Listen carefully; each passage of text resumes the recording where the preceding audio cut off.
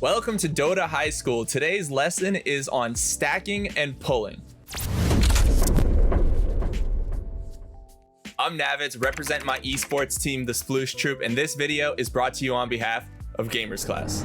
First, we're going to start by talking about our pull timings. We're going to eventually get into our secondary pull of the large camps. We're going to talk about when to pull. We're going to talk about when to stack. We're going to talk about the effects that has on lane equilibrium. But first, we need to know when to pull. And the most basic pull is pulling the small camp from the safe lane for either the Dire, which is this side, or the Radiant side, which is this side. And what you do is you pull it at either the 15-second mark into the minute or the 45-second mark into the minute. You can see this disruptor here is going to pull at the 15-second mark, bring this creep wave over here. He actually missed one. I guess he was a second late there. I didn't see. But anyway, he's going to pull this creep wave over here and try to get these creeps to deny this creep wave. What he wants to do is try to get the experience. And essentially what that's going to do is bring back the lane equilibrium. That was an example of our first type of pull, but what it does is have an unintended consequence of leaving us with a couple creeps left over that go back into lane and start pushing our way forward into the enemy's tower. How could we alleviate that? Well, we could use the stack and the pull. So we're going to see essentially the same thing get played off right here, except for our disruptor is going to stack at the 53-second mark. Disruptor pulls this creep back this way, stacks it. He also blocks this camp. I don't know if he did that intentionally, but stacks it.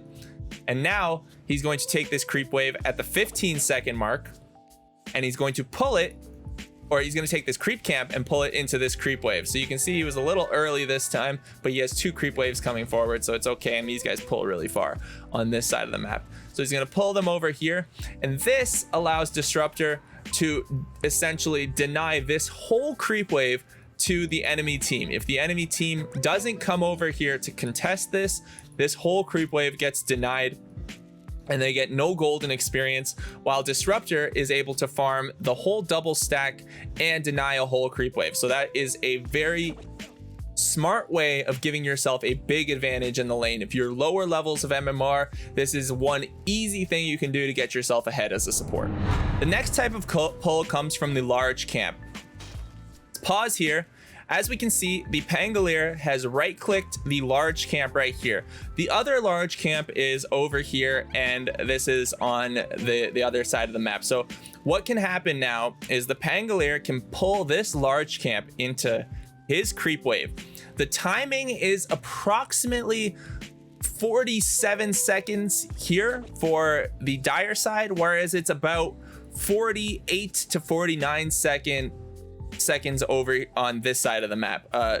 So for the Dire to pull it, it would be around 47. The way you look at it is this tower and the creep wave. When the creep wave is slightly past the tower here, that's when you right click these creeps. And over on this side, when the creep wave is just passing the tower, so right about now, you would right click these creeps and pull your creep wave over this way in this direction. What he's gonna do, and what's better about this is that he has the creep wave stacked, is he's gonna bring his creeps, or bring the neutral creeps forward and force the creep wave into the neutral creeps, while he's going to let the creeps come forward and maintain creep and then set up creep equilibrium this way. Now he has the option of bringing these creeps over here to help this way, or he can bring them and wait around here for the next creep wave to show up, which is most likely what he'll do. But this is called the large camp pull, and this is actually used by the off laners most of the time. If the safe laners want to use the large camp, what they have to do is something called pulling through, which we'll get to shortly. The next type of large camp creep pull we're going to look at is from the safe lane. So the safe lane can also pull this creep camp, this large camp, into its creep wave. The only thing is that if you are on the Radiant side, what you need to do is cut down either this tree right here or this tree right here. Both of them will work, and then you have to pull just as this creep wave is passing your tower. So it's going to be around the 56-57 minute mark, 56-57 second mark. On the Dire side, if Disruptor was trying to do this, he could pull the wave he could also pull into this creep wave. However, what the disruptor would have to do is pull around the 53-second mark. So around 53 seconds, he could pull it forward. And then the difference of when you're able to do that is dependent on every 30 seconds there being a creep wave. So you could also do it at 23 seconds. So within 23 to 53 seconds, you right click this and then you pull forward this way. Whereas on this side, one of these trees needs to be destroyed. So we're gonna watch. One of the trees isn't there, although it seems to show that it is. I guess it's a replay bug. But the Magnus is gonna pull the creep wave back, and now the creeps are fighting this creep wave while the Bloodseeker is fighting into the creep wave. What this does is it helps you reset creep equilibrium, as we've talked about extensively in the Dota High School episode on creep equilibrium. This is what you're going to be able to do. You're going to be able to control creep equilibrium, but this is your single pull into this large camp right here. So you've gone ahead and moved your creeps over this way and given yourself the ability to pull the creep wave back. This is a creep pull that's kind of nuanced and doesn't happen often. You only get the ability when you don't often get a chance to do this, but what's happened is Tiny has pulled a creep wave from over here to behind the tier 1 tower, and the wave is pushing forward against the Clinks. So Bane has an opportunity to pull here, and it's a pull that doesn't happen often. Let's see exactly what he does. It's going to happen at 117. Letting go. He's going to attack these at 117, and he's going to come forward, eat this tree with a tango, move forward, and pull this wave right from under the tower. So this is going to stop this wave from destroying these creeps faster than they need to. Clinks is going to bring them back around over to here, and they're going to actually stop the wave from pushing forward this way. They're going to try to maintain creep equilibrium, but this is a very interesting pull that is there for your disposal, but really only on the dire side of the map, or the dire safe lane. It's now time to talk about an obsolete concept in terms of pulling, and that is the pull through. The reason I'm calling it obsolete is because I've just watched about 20 replays trying to find one example in a pro game or a high level game, not necessarily a pro game, but high immortal game, of any supports doing it. And in about 20 replays, I haven't been able to find one example, and that's because of this.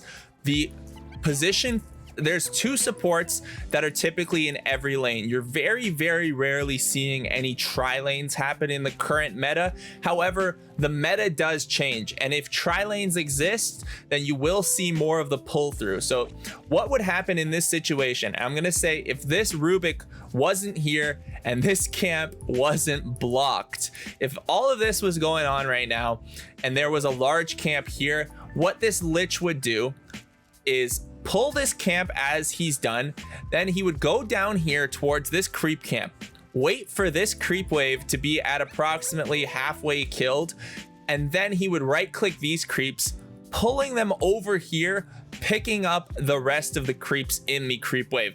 That's hypothetically what's supposed to happen. The other reason it's also not good is because it's really, really hard on the dire side to actually do it.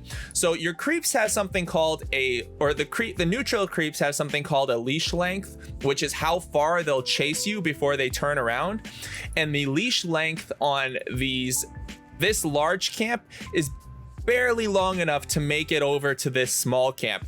But since we're seeing so much of these this 2-1-2 meta where you have two heroes in each lane, with one hero in the mid lane, the support's jobs are to stop them from doing that. They're to stop them from pulling, they're to stop them from pulling through. It's to counter their pulls with pulls of their own. So if this camp wasn't blocked right here, the Rubik could go ahead and pull the next creep wave over here.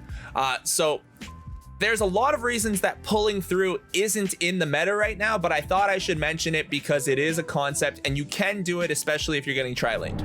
Some final thoughts in our lesson about pulling is we now know what pulls we want to do. We know when we can do them. We've seen some examples of them.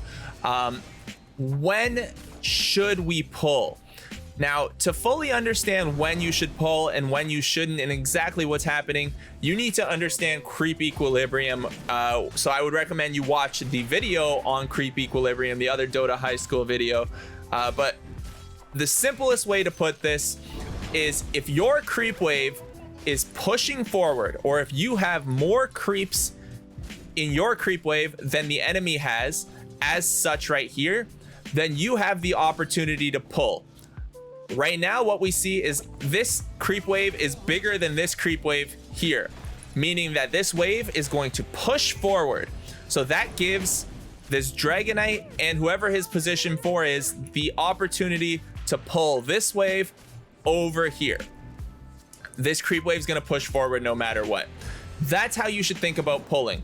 If the opposite was true, if the Troll Warlord had more creeps in this creep wave than the Dragonite, and his creep wave was pushing towards this tower down here, then the Oracle would want to come down here and pull this camp, or stack and pull the camp. You should try to stack the small camp. So when should we try to stack the small camp? If you can have this small camp stacked, it's usually beneficial for you unless the enemy team is strong enough to steal your stack for either their position 4 or their position 3 to come over here and clear your stack. Usually that's not the case. So if you are able to get a stack off and you don't need to be in the lane, that's what you should do. You see how I was talking about the pull being possible because of all the creeps under the tower? That's exactly what we had happen here. Let's go back a few seconds and we'll see exactly how this happened. All the creeps are under the tower. The Wind Ranger pulled the creep wave from over here under into the neutral camp. So that was a really perfect timing actually to see how the pull is handled. I think you should be able to understand from these situations, creep wave pushing, you can pull. If the creep wave's going under your tower, stack. If you don't need to be in lane, stack. If the opposite is happening, you can also pull from the large camp. Both sides can pull from the large camp, whether you're Radiant or Dire. The one nuance to that is that on the Dire side, or on the Radiant side, if you are one of the safe laners, if you're the safe lane if you are the safe lane on the Radiant side, you need to cut these trees right here to be able to pull. So that's why if you have a Quelling Blade and you're a carry, you need to cut these trees for your support to be able to pull. That'll conclude our lesson on pulling for today. You are dismissed from the Dota 2 high school. Your homework is to try to use pulling to your advantage somehow to get an advantage in lane, and then try to use that advantage to snowball if you can. Thank you guys for watching. Until next time, one love.